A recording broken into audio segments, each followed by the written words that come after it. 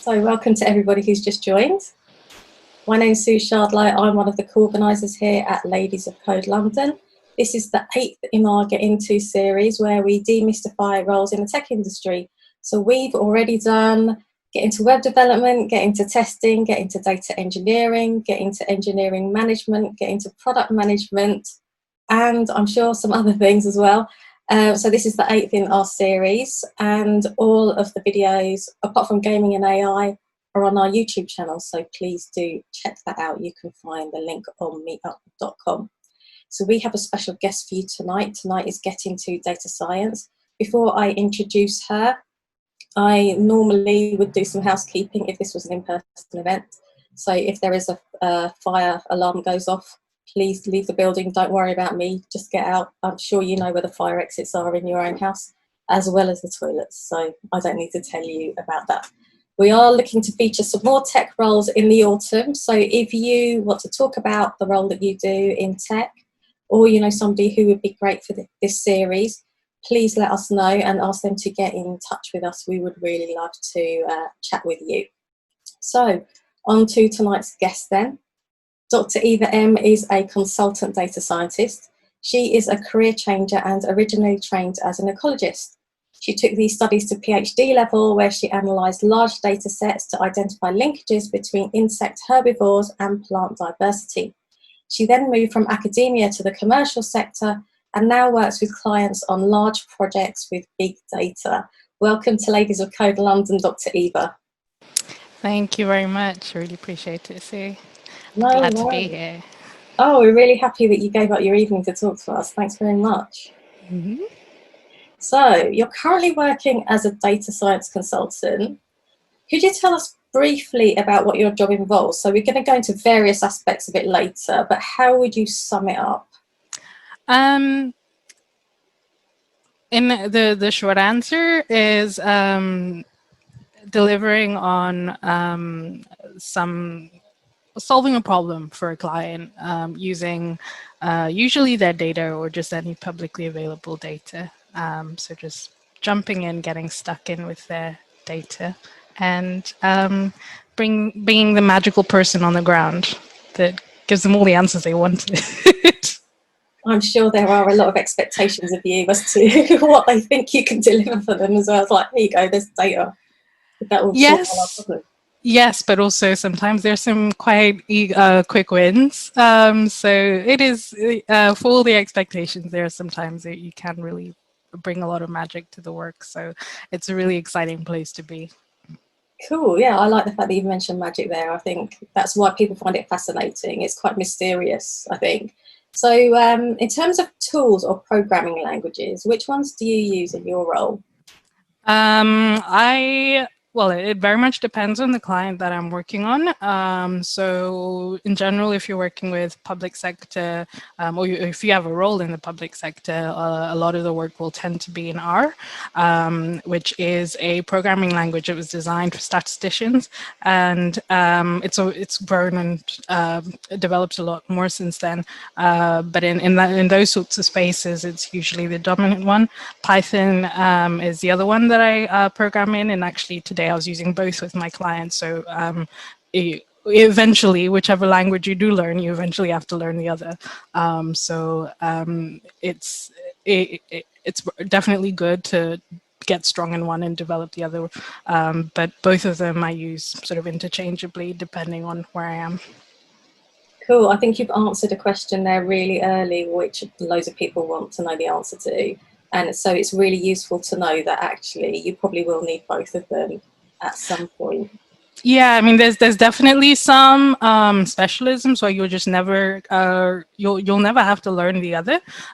So, for example, you might be in a really let's say you got a job at as a data scientist at Google. The chances are you're only ever going to use Python, and that's because of the nature of the type of work that you'd be doing. You're always handling big data. You're always leading to some kind of development output, and in those spaces, you know, their chosen language would be Python. So for sure. It's not to say that every role that you would need to be interchangeable between the two. And ultimately, the best programming language to use is the one where other people around you are using it. it's not useful to be that awkward person who's doing their own different thing, totally different to everybody else. But certainly, as in terms of what's easy to pick up, R is I think, a much more straightforward language to learn quickly. It's also really like quite robust in terms of things that you would come across as a new person to data science. But Python is then subsequently easier to pick up, I think. But it's definitely up to personal choice. Probably just in the languages space, I'd say SQL is the other one that will almost always come up. And if I think about it, actually today I've used all three, and that's just because of just the nature of the pipelines of work that we're doing. But again, there's definitely roles where you only use SQL, and I would say they're probably less interesting roles because they're not really full data science roles. But most data scientists will also need SQL in addition to a language that enables them to do models and build statistical outputs. Oh, thanks for demystifying that for us. I feel like I learned a lot there in the first 5 minutes already. So, like I said, you used to be working in ecology. So I think you're still really an ecologist, aren't you? It's just that you don't work in that field anymore. Always. You can't get rid of it now. I have a plant right next to me, so I think that's pretty much all the evidence you need. So in terms of your ecology and your data scientist now, what skills would you say, or what similarities would you say there were between what you used to do and what you do now? What sort of skills did you bring that were transferable to your new field? I think it's really easy to forget, or surprisingly easy to forget, that data science is a science. Like, before anything else, it's not. It is all about the scientific method. It's all about developing a hypothesis, having some, putting some thought to that about how you're going to test it, what sort of data you're going to collect for it, what kind of experiments are you going to run, how would you know that your hypothesis is right or wrong. All of those things are exactly what I used to do during my PhD, or pretty much all. I mean, my GCSE project, I did all of those things in biology. So there's nothing new in terms of the theory and the context and the background to which we approach data science. And I think to me, that's the thing that I feel is quite grounding about it. And it isn't some ethereal distance thing. Like, a lot of it, being a good data scientist is just being methodical and being scientific in our work. And it's things that I've sort of taken with me from my past as an ecologist, and that I actively use in my day-to-day work, including things like, helping stakeholders understand what a good hypothesis is. I spent, I think, a week and a half on that earlier this year because, they kept giving me things. I'm like, that's not a hypothesis. That's not something I can actually do anything with. That's, I can't just, I can fit a model, I can produce something for you, I can give you a graph, but it doesn't actually help me answer your question. I need us to work together to frame something that's useful for you, that I can work towards. So I'm not, doing work twice. So for sure, I think that's one of the best places to start as a data scientist, is to go back to the roots of what you enjoyed about science, about being experimental.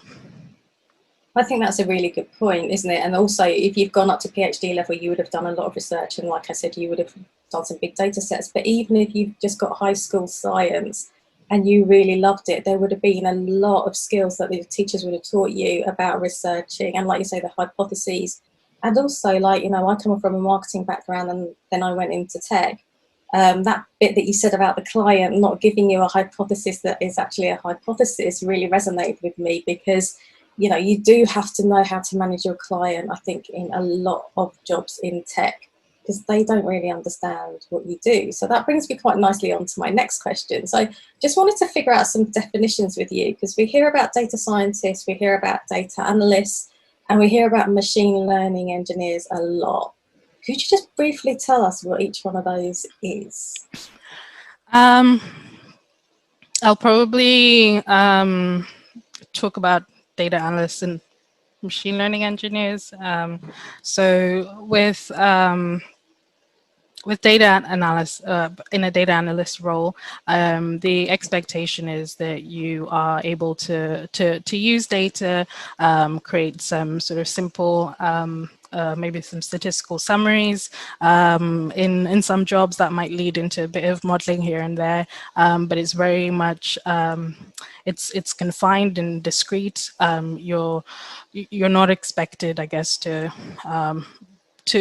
search the world for things for data that could answer that problem. And usually you're also not expected to be working with quite difficult or do a significant amount of data like wrangling to get things ready for some outputs.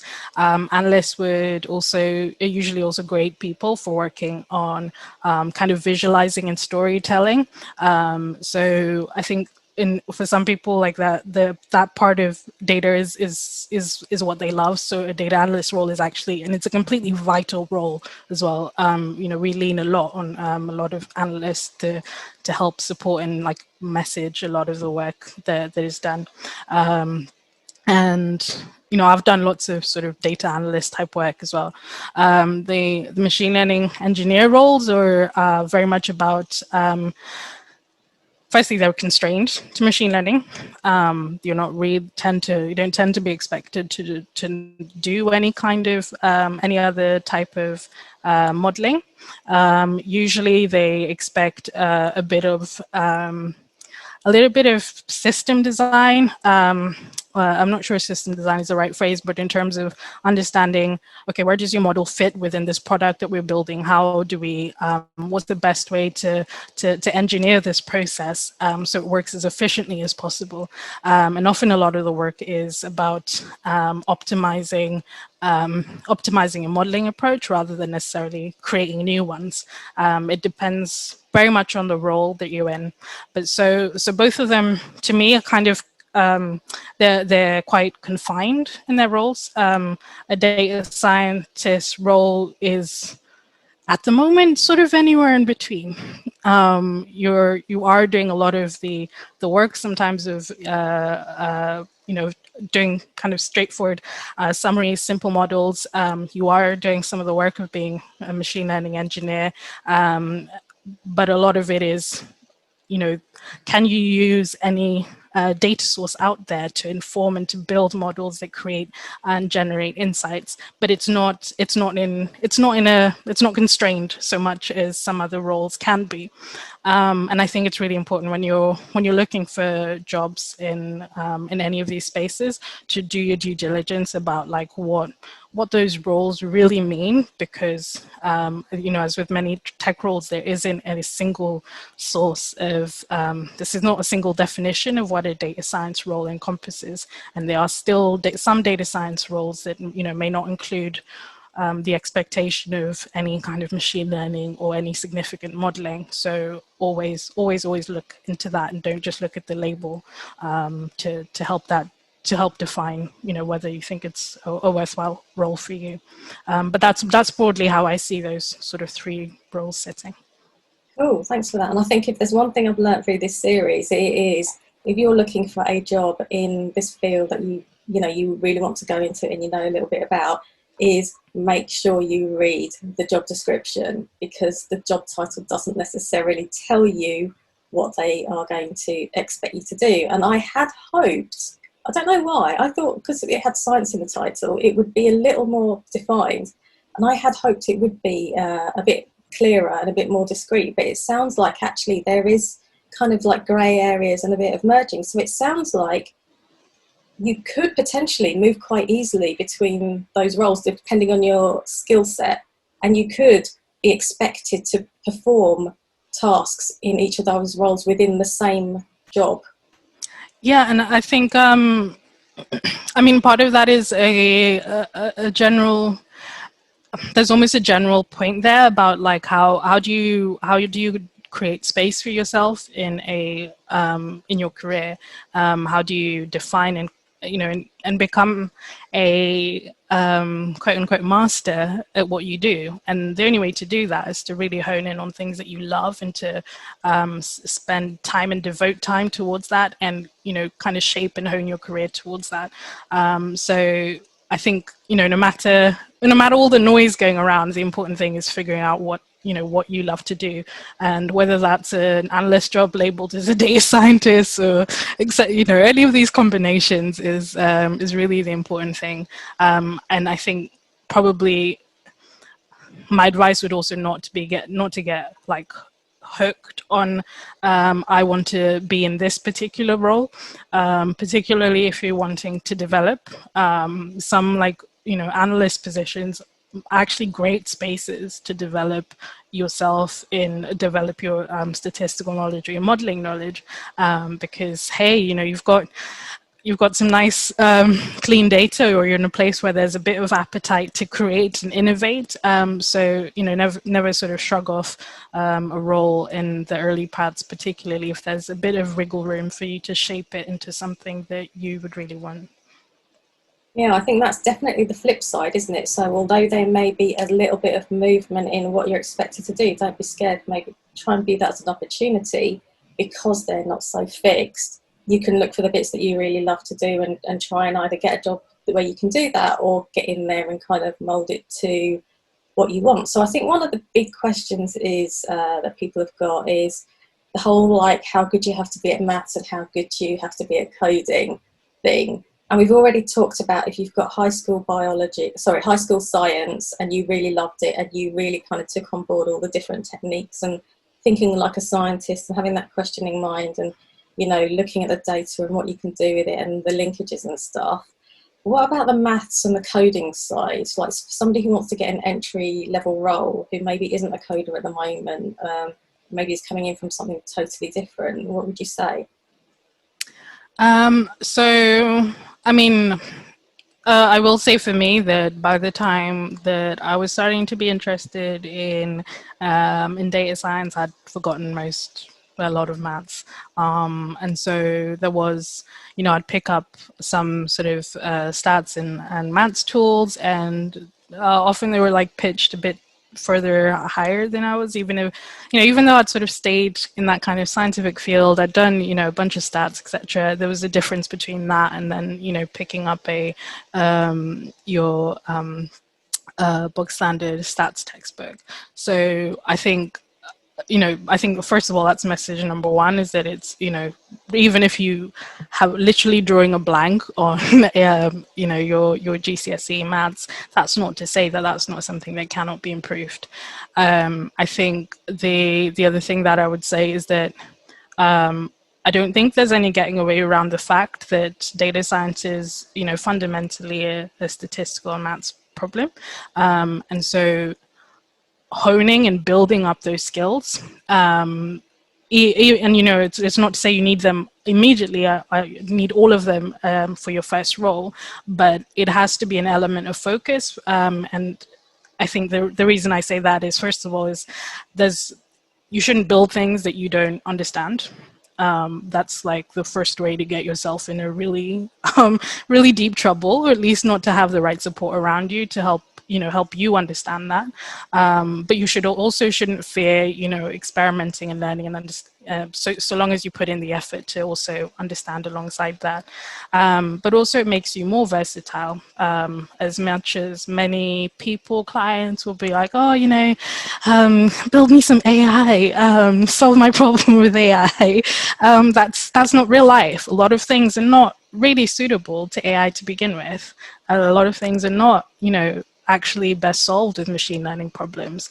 A lot of things are best solved with a good statistical model. So having that foundation is always going to help you become that go-to person, that that person will be able to work out, they'll find a way, they'll get a method, they'll think, they'll be able to be creative. And it's the same as being, an artist. Like if you don't learn, practice, experiment with different medium, you immediately constrained into a very specific thing that you can do, and that's it. That's all you can do. But having said all of that, I think there's some really useful things that you can do that give you an edge and a way into data science, and they're things that if you have and then you're building up your stats and your maths alongside it will really help. I think the first would be working on your sort of data visualization. Everybody loves a good graph, a good story, something that really, hits home. And, we've seen all of that with coronavirus. We all know the curve now. We all, like, all we needed was one good curve. Exactly. We've got a curve, we've got a phrase to go alongside it, and all it came down to is somebody who could explain a good visualization that communicated a problem. So I would never, ever underestimate the power of being able to tell a story with your data. And the good thing is you can, on the side, be like learning how to do that in whatever programming language you're trying to do on the side, also learning how to build models that fit to that data. So, you just be smart about how you're approaching some of these things, and you can get a job with like no coding experience, no data science experience, and be doing data visualization as the output, but changing the way you do it to enhance your skills. I think on the sort of flip side of that, if you come from more of an engineering background, and especially if you have a background in cloud platforms, cloud engineering, that's another really great way to get into it, because, people like me have kind of focused on the data science aspect, the stats and the maths and building up models. For me, it's something that I'm really trying to develop upon now, because most of the time there's been somebody who's been better at it than me, and I've just kind of been like, you go figure it out. I don't really want to read AWS things. I don't really want to keep up with whatever GCP is doing now. Like, here's the algorithm, go and do what you need to do. So I think that's another great way. And there's some really, I think the AWS technical profession is like 3 or 4 hours, really straightforward. There's small things that you can do that can give you that little bit of a confirmation on your CV that you are interested in this career, that you're like invested in it, that you're building up your knowledge, but simultaneously also teach you a little bit about, oh, that's what a machine learning model or machine learning pipeline could look like. So I think to me, these are really great ways to round out your skills from whatever it is, or from whatever starting point that you're at, into a place that would make you a really solid and valuable data scientist. Oh, it's really encouraging to know that actually most of the things, or maybe all of the things that you need to know to get your first entry-level role, depending on what kind of role you want to get, you can teach yourself. So in that respect, it is a lot like software engineering. There are so many resources that you can go and look up. And also, I think what I would take away from that is as well, is that if you don't feel like you're good enough at maths, don't worry. I mean, Dr. Eva there mentioned GCSE maths. GCSE is the exam that we here do in England and Wales, which you do at the age of 16. So that's like your high school maths. So you almost kind of see that as, okay, so I don't know how to code and I'm not very good at maths, but I can improve. It's not a case of I'm not good at maths and I never will be. There are things you can do to kind of get yourself up to that level. And like you said earlier, figure out which kind of flavour of data science you want to do and then pick the one that suits you. So on that note, what I want to do now is our first speed round. Here's our hashtag. Okay. Twitter handle, in case anybody does want to tweet, I'm just going to remind folks, because I forgot to do that earlier. I would love it if people tweeted about this. So what we're going to do is I'm just going to read out some options, and you just pick the first one that comes into your head. Mm-hmm. This is your knee-jerk reaction. Don't overthink it. Just, it might have sounded a bit funny, just say it. Like, nobody's going to hold it against you. It's supposed to be funny, right? Ready? Yep. Cats or dogs? Cats. Yep, good answer. Country you'd love to visit? Morocco. Yeah. No, I don't even mean that. Mongolia. Oh, you. I just confused the two in my head. Yeah. You know you're a data scientist when you only look at the first 2 letters of the word. Okay. Sorry. Okay. It's my rejects. They're both good countries. They're both excellent countries. Just in case anyone here is on YouTube watching from either of those two. Favourite meetup? There's only one right answer to this one. Favourite meetup? Ladies of Code. Of course. Early bird or night owl? Early bird. Marmite, love or hate? Hater. Favourite app? Oh. Dailyo. What does that do? It tracks my moods. It's like a little bit like a journal, but the mood tracker is really good because you assign it to activities, and guess what? I'm collecting data on myself. Surprise, surprise. Guess what? You're finding the linkages between your mood and what you've been doing. Exactly. I've got a CSV file and everything on the weekly update. I don't even want to know where that data's going, though.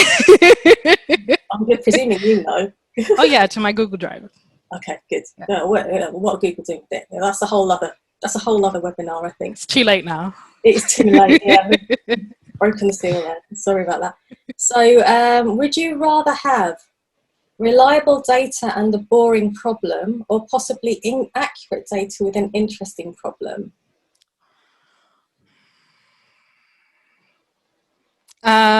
Reliable data and a boring problem. It was a difficult choice though, wasn't it? It was a very difficult choice. Very difficult. But difficult data, it doesn't matter how interesting the problem is. You just, well, with some of them, that's the end of it. Yeah, I'm so glad you did the right thing, Dr. Eva. I'm so glad. We're setting a good example to all the good folks here who want to get into data science. The good folks said this, and that's what we're all going to do, isn't it? Silicon Valley or Silicon Roundabout? I mean, Silicon Valley. Yeah, okay. Apple or BlackBerry? Oh, neither? Yeah, fair enough. Sometimes it is a difficult decision, and sometimes you just don't want either of them. So, yeah, that's always a choice to do nothing. Food web or the World Wide Web? Food web. Yeah. Kindle or physical book? Physical book. Ooh. Accept cookies or reject cookies? Reject, always. You heard it here, first, folks. I recently got a new phone, and I've been rejecting all the cookies I can. But sometimes it is so difficult because they literally list out every single third-party provider, and there are hundreds. And I have to admit, I've just accepted them because I can't reject them all individually. Well, I've started a new policy now. If you won't let me reject it easily, I'm done. Yeah, that's good. They just kick them to the curb. I think I might go with that.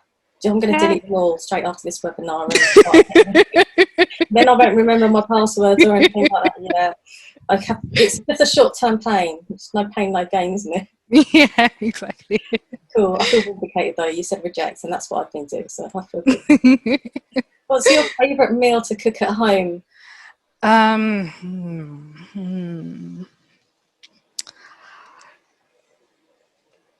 Tortillas with fresh salsa. Yes, good. Had lots of ideas then. Especially in this weather, it's so quick, isn't it? Yeah, you don't want to be slaving over a cooker, 34 degree heat. No, cool. And lastly, what is a product you wish existed? Ooh, very interesting question. Everyone gets stuck on this. I think, well, at the moment, socializing by virtual reality. So I want a hologram in my living room of everybody that I want to be here. It's like House Party, except real. Well, not real, like as real as it could be. Yeah, I like that idea. And I think a lot of us have been in a situation where we've had a party in our house and it gets to a point you think, I just want all these folks to leave now. And you could just press that button and they would all just instantly go. Because sometimes it's really hard to get. You can't say to them, the party's finished. And half an hour later, they're still saying goodbye. So, yeah, I love that idea. That's probably one of the best I've heard on this series so far. Yeah, nice one. I want you to design that for me now. Cool. Okay, so back to the normal questions you would know. So we talked a bit about the different roles, the different flavours, and how you could be doing a bit of this and a bit of that, and types and stuff. So being in the industry as you are at the moment, which of the skills that we've talked about already would you say were the most in demand at the moment? Good data scientists with a strong cloud foundation. I think that's getting, I mean, as part of why I'm sort of working towards my certificates things. That will definitely set you apart from other people. But yes, it's. Can I think of anything else?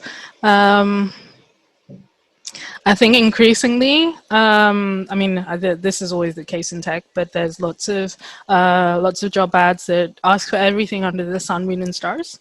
And you know, were there not like recruiters out there, there are probably lots of jobs that I wouldn't really apply for. But also, I guess, I think the thing that I would say is that whatever role that you're in,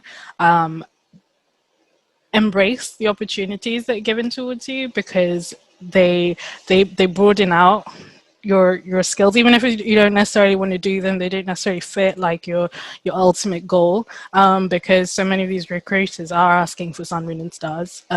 Sometimes that 1 week you spent using that one tool that you've written rigorous notes on and have since, maybe posted something on GitHub or whatever it is, or have been able to demonstrate your expertise in. I think that's also a great thing to never underestimate.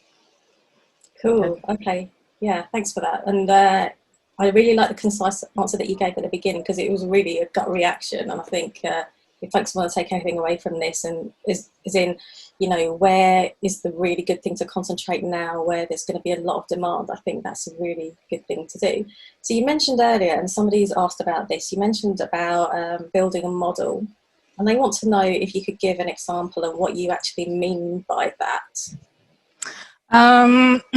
So I will take it back to high school again, because before I dug into what a model was, I didn't realize that in many ways we were sometimes doing it.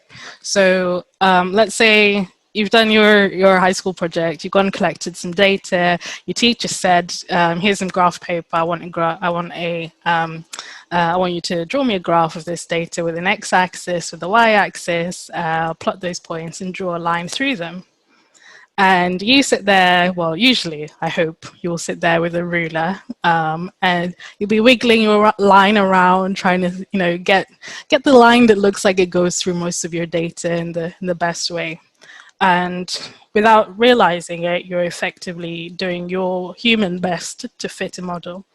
That is precisely what your computer does for you. It tries to estimate the right values that will get that line looking like it's really going through the middle of your points, and give you what they call parameters, which will be where does your line hit your y-axis and what is the gradient of that line.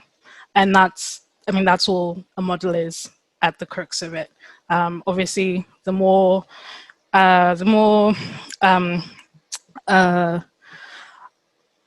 predictors that you have, or the more complex it gets, the more you start to go from being on a nice flat piece of graph paper to one that's now 3-dimensional, to one that's 4-dimensional, multi-dimensional, and hugely complicated. So when you have 200 variables, 200,000 variables, whatever it is, if you're doing like image analysis, which can get to that size.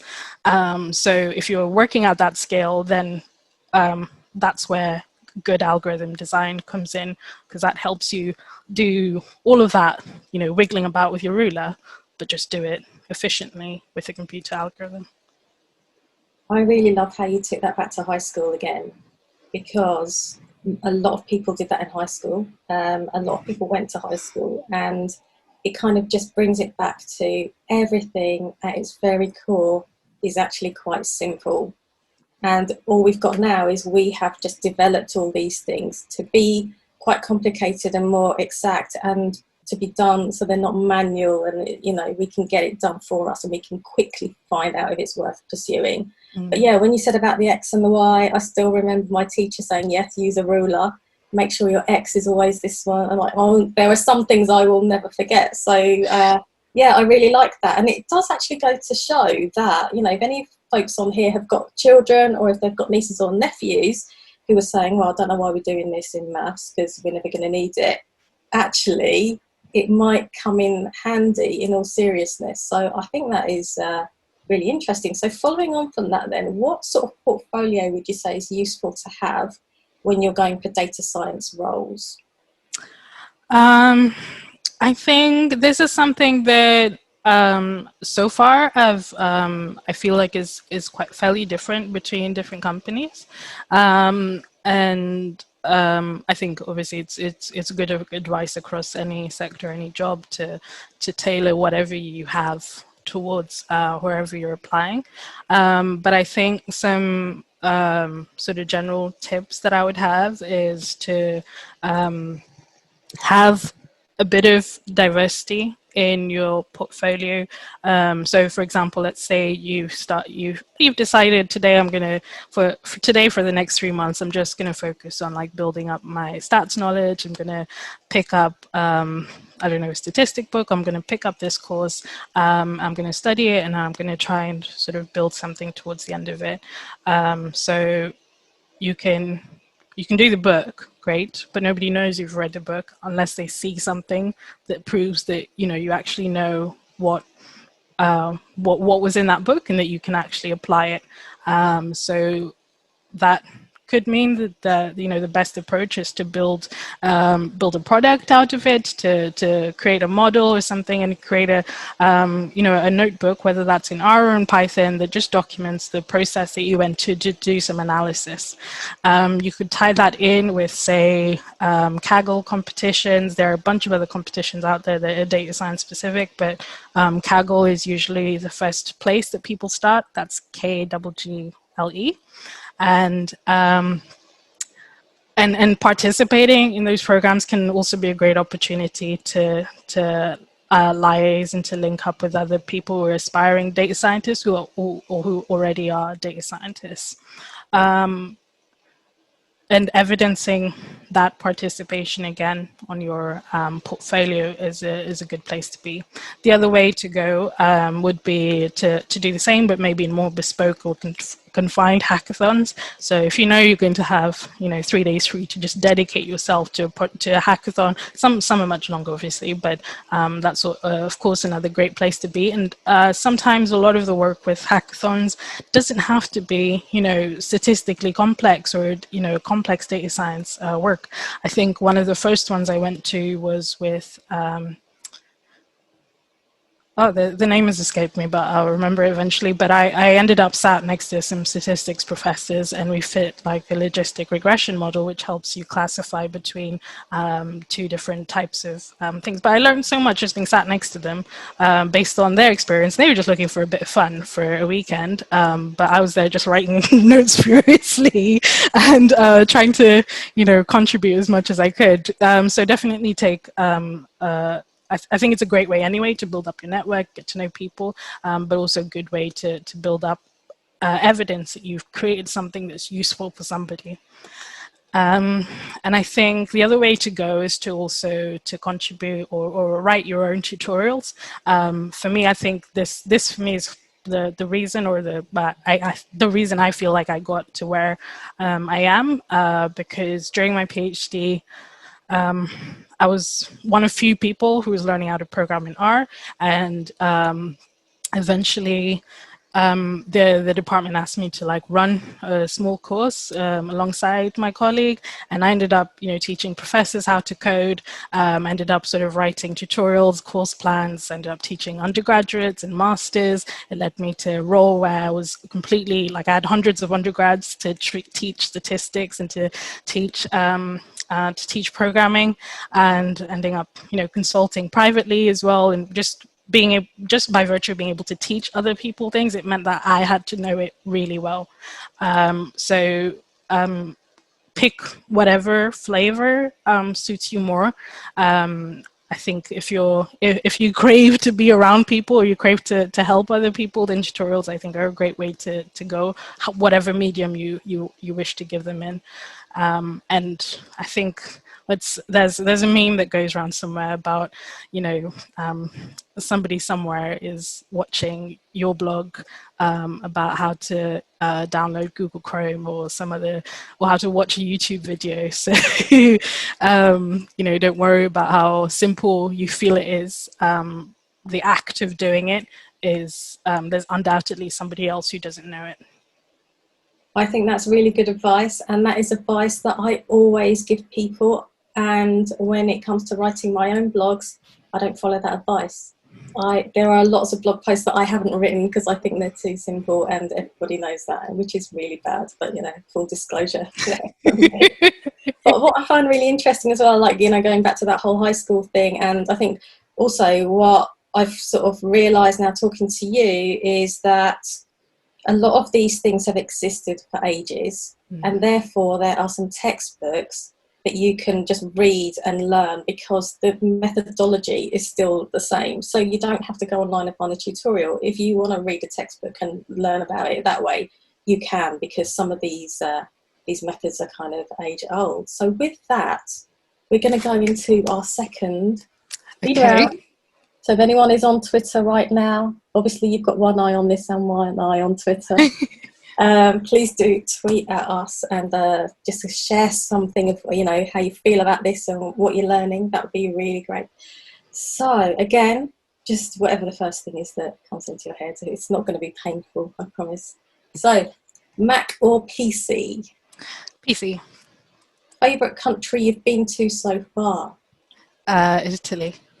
Sardinia. I thought you were going to say Morocco then. Italy, Sardinia, nice. Right, maximum number of legs you'd want on a pet? Ooh. 6. Yeah. Oh, really? Yeah. Okay, no, that's fine. I would say 4. But because we were talking earlier about spiders, and I definitely am not going into 8. Definitely not. No. But yeah, 6. Oh, that's very admirable. I admire you. You're a better woman than I am.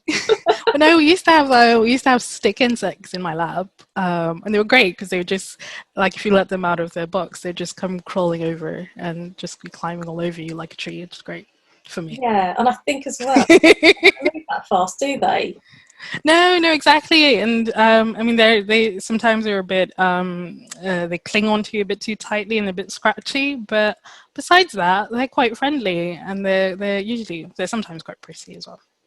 Yeah, they're a bit different, aren't they? They're quite popular with kids, I guess. But yeah, they don't move fast. So I think that's the thing I don't like about spiders. They just move too fast. You don't know where you are with those things. Okay, so town or village? Village. Mouse or trackpad? Mouse. Burrito or pizza? Pizza. Cupcake or donut? Donut. Cupcakes. Whenever I read out these food ones, people are like, the last one we had, we said pizza or burrito. No, we said, what was your favourite takeaway? And he said burger, and he really looked like he wanted a burger. I was having sympathy pains as well. Kit Kat or Oreo? Oh, that's hard. Kit Kat. I suppose you could, like, if it was a 2-finger Kit Kat, you could have 1 finger and then half of the Oreo.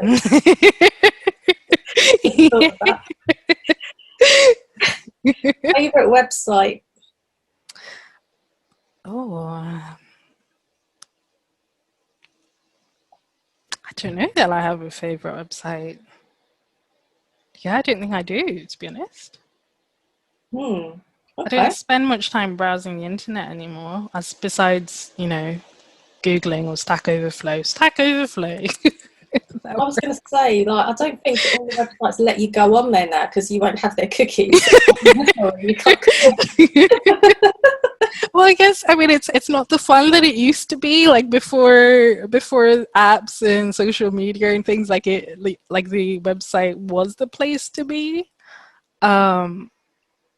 But yeah, but besides that, I think there's lots of things that you sort of passively absorb via social media apps now. So I can't say that I have a favorite website anymore.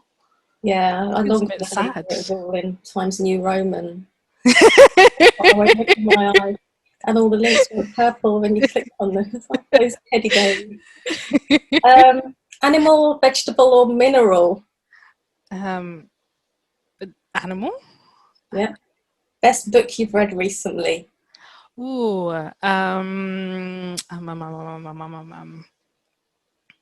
Becoming by Michelle Obama. Oh, Michelle. Yeah, would love Michelle. I can't say anything about Michelle. Yeah, I'm totally with you on that. Music while working, yes or no? As in, do you like? Yes, always whilst coding.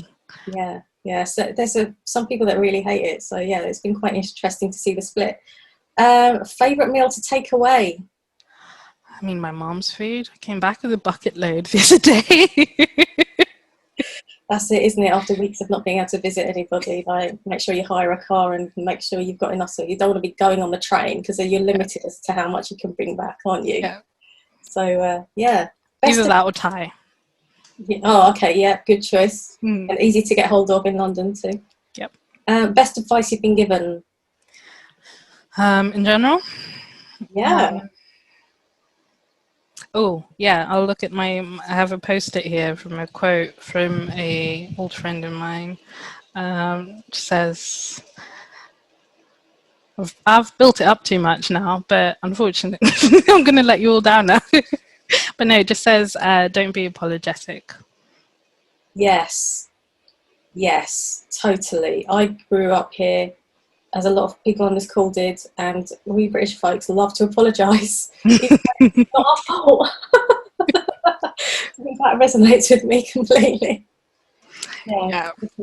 definitely don't be apologetic. Just do your thing. Yeah, but I think also just owning who you are and what you do. Yeah, Because yeah, that's the sort of flip side of that we're sort of shying away from, rather than embracing opportunity, whatever it is that you actually want. So yeah, go out and get it. yeah, I love that. I love that. If I could, I'd end the interview here, but it'll be on YouTube, and that's where the second speed round will finish. I think. Cool. So that brings us really nicely into an audience question we had, which was, how easy or hard has it been for you as a woman of colour to get into this industry, or to be in the industry as well? Um, that is a really interesting question. I think partly I sort of came around in a very roundabout route. So my I can't think of a time where there was sort of more than one other Black person in my university degrees or most of my workplaces until where I work now. So in some senses, I've kind of been conditioned to it. But then I think moving to London the last couple of months has kind of reminded me of like, oh, this is what I'm missing. This is what I'm missing, dialing onto a call and, being able to speak speak freely in a way that I haven't been able to before.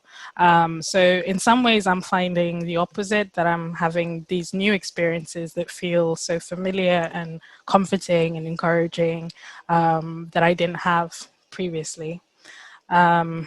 I think in terms of getting into the industry or like coping with industry, I'd say that it can be a challenge.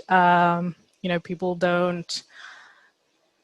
It's quite often that you walk into a room and people don't expect you to be the person that is the technical person to begin with. They don't expect you to be the go-to person in any way, shape, or form.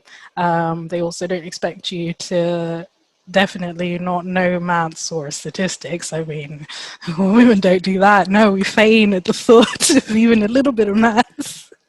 So I think it can be challenging, and I think that's part of where that quote comes from about not being apologetic and really standing by like who you are and what you know. And and I would say that although it's extra work, it's fairly gratifying, satisfying to be able to run circles around some people around you who doubt you, who don't think very much of you, who don't have any expectations of you. But you are who you are, you know what you know, and never doubt that about yourself. Don't let their perspectives, their prejudices, their whatever they say, or however dismissive they are of you, be the thing that kind of dictates how you behave.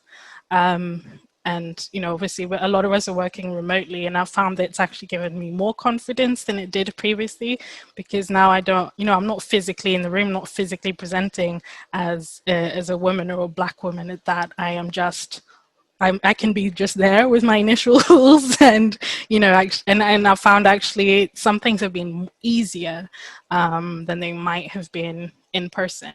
But I think part of that is I'm in my own space. I'm comfortable where I am. I am in control of my surroundings as they are here, and it's translating some of that into the real life, and into the real life situations in those meetings, whether you're the only woman in the room, or you're talking to a client who doesn't trust you because they don't think that you know what you're doing, that you must have received advice from somebody else. So it's certainly a challenge, I think, going in with your eyes open and making sure that you are as solid as you can be at your core, and you're not somebody who can just be waved away, dismissed, or pushed out of the way. And just, sorry, one more thing is just to be, I'd say, I think this is a problem generally across tech, but finding ways to maintain your intellectual property. I think that's maybe something to be careful of as a woman, and certainly as a woman of color, that it's very easy for people to take what you do and just kind of run off with it and then never give you credit for it. They say they will, but it's a sort of cursory fine print at the bottom. So I would say just one thing to be careful of like, share, of course, is, because that's the best way to build networks and to create a collaborative environment that we all aspire to be in and to work in. But just be careful as well that you protect what's you and what's yours, where it feels appropriate for you. Totally, yeah, and you've just touched on something that I feel very strongly about as well, because as people of colour, those who are not people of colour don't really understand the extra challenges that we face. And that part where you said about make sure you get the credit, I would encourage anybody to, if you've done a really good piece of work, make sure you talk about it, because if you don't, somebody else will talk about it and your name won't be included. And I don't think people realise that's what happens to us, because it doesn't happen to them. So they know if they do a piece of work, everyone will be like, oh yeah, Joan did this really great thing. And yeah, if you do it, you don't know that's necessarily going to be the case. So yeah, I think that is a really important piece of advice. So yeah, thanks for sharing that. So in terms of where data science is at the moment, where can you see it going? Maybe, I don't know, in the short, medium and long term, I guess. Where do you think it's going? I think one of the things that I'm really excited about at the moment is the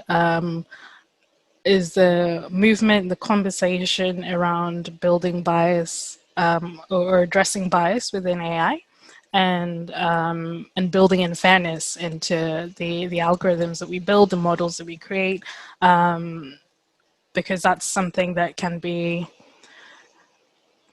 I think when you're working in isolation, you're just sort of focused on your model, focused on, satisfying whoever your stakeholder or clients are. It's easy to get detached from, like, this is this could potentially be something that affects somebody's life, and however small or however big that scale is, there's so much interesting research going on in that space.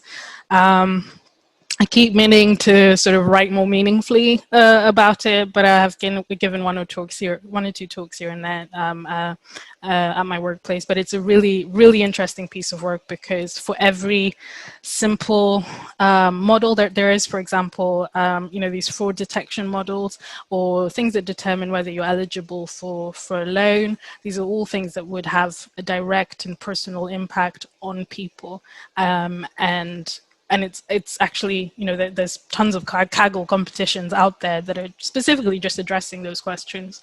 But the question of how do you get those models to also be equitable is a really interesting space. I think if it's something that anybody's interested in, an ambassador for We and AI, which is a UK organization, and there's also a really great organization called the Algorithmic Justice League in the US, sorry, which does some really interesting work in that space. I think it's, for me personally, I think it's a really great piece of work, and I think it's kind of the most important thing to get right if data science and AI is going to deliver on the promise of the future, as they talk about it. So certainly something that, if you're interested in that space, I don't think it's going to go away anytime soon. And I have one or two resources as well, which I can add to that list, if anybody's interested. Oh, yeah, thanks for that. So Dr. Eva just mentioned a bunch of resources there that are really useful. So what we will do is we'll collect them all and we will tweet them out. So make sure you're following us. Make sure you're following us. We'll tweet them out. We will also put them in the show notes on this YouTube video as well, so you can find them there. So last question then, we've come nearly to the end. With all of that in mind, what are you personally excited to learn about or work on next? Oh,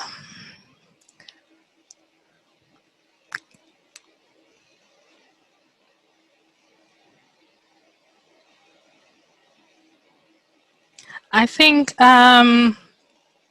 personally, I think it's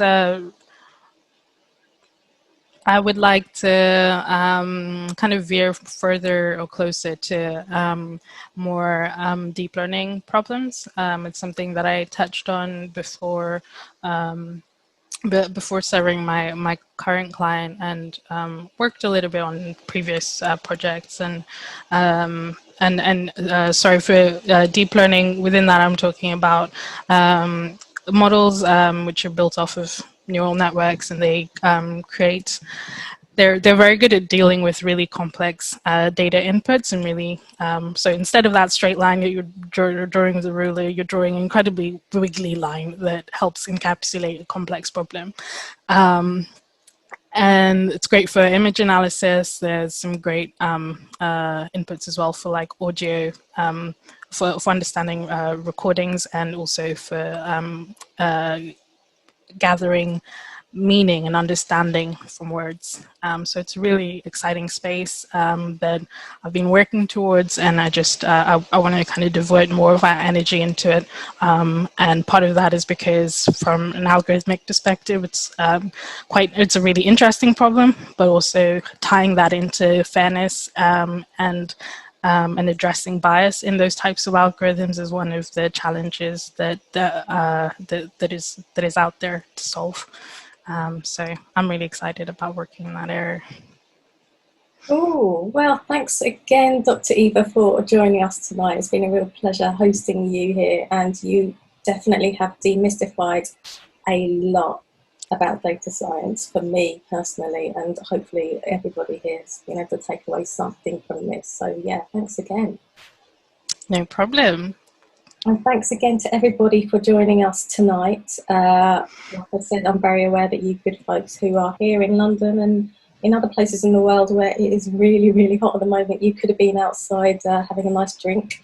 but you chose to spend your evening with us, so I'm really grateful for that. So that was the 8th in our Get Into series. We will be back again in the autumn with Get Into.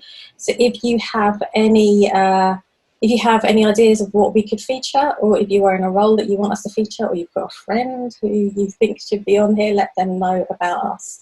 But in the meantime, look after yourselves, and we will see you again soon. Thanks, everybody. Bye. Bye.